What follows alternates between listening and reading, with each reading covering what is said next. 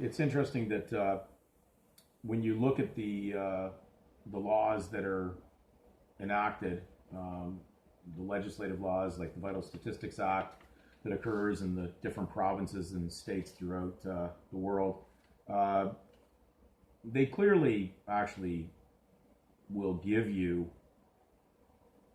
what the gist is of what they're saying. You just have to read it maybe a few times. So just take the time. I think that my concern for the audience that I'm talking to, that is new to watching the videos or the research that's gone on over the years, is that they're kind of jumping in the middle, which is to be understood. It's kind of like drowning in a river. You've never learned how to swim, and so if you get thrown into ice cold water for the first time, it makes it even more difficult. So I consider that the legal system is like really ice cold water and being thrown into it. So certainly I want you to understand that my empathy is there when you're getting started on this. It can seem overwhelming, and I'll try to do my best through the videos, which is a lot easier than me responding to individual emails, though I will take them. But it is going to take some time for you to absorb. So don't get frustrated. Don't get upset. Just take the time. Be like the early Berean Christians who actually researched daily to make sure that what they were being taught was true. And so we're doing our utmost through these videos to do proper research.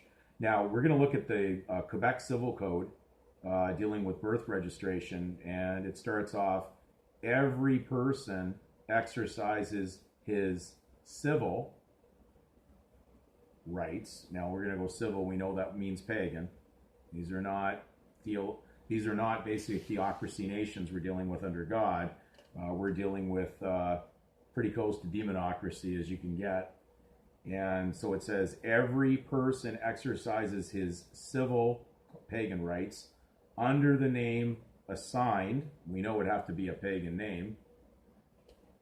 Some refer to it as a gentilitious name or surname in his act of birth. So they're talking about a legal person there. They're saying every person, we might as well say it's legal because that's how their system operates. So they're saying every legal person exercises his civil or pagan rights under the name, okay, basically in his act of birth, but they're really saying the name that's assigned or implied to be assigned in the act of birth. So you've taken on an assignment, and so when you request to get a birth certificate or to be known by that name, you're now exercising activity and a supposed right in that sandbox of legal. So you can understand that they are going to hold you liable when you do that, because you're now acting as a member in their realm, and therefore you have duties, debts, and responsibilities that go with that. So what comes out of your mouth can certainly damn you. These are damnations of Adam's sin.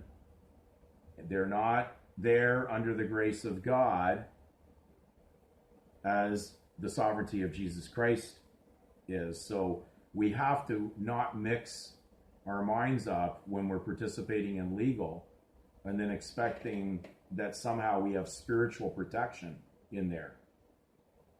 We're going to deal with the word proper and common in the next video, so please take notes.